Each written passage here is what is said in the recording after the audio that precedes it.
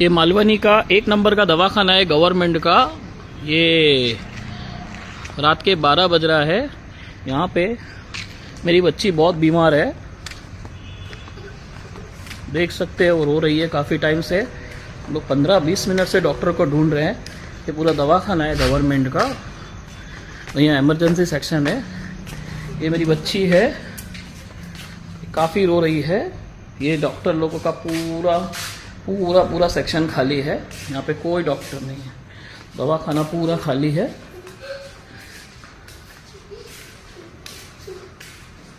कहीं पर भी कोई नहीं है। स्टाफ को चिल्ला रहा हूँ, कोई सुन रहा नहीं है, कोई आ नहीं रहा है। ये गवर्नमेंट के इतने बड़े बड़े हॉस्पिटल्स क्या मतलब बना के हम लोगों के लिए क्या फैसिलिटी है, ये देख लो। इसलिए 10-15 मिनट से मैं परेशान हूँ और पेशेंट डॉक्टर को ऊपर ढूंढने गए, कहीं डॉक्टर नहीं है।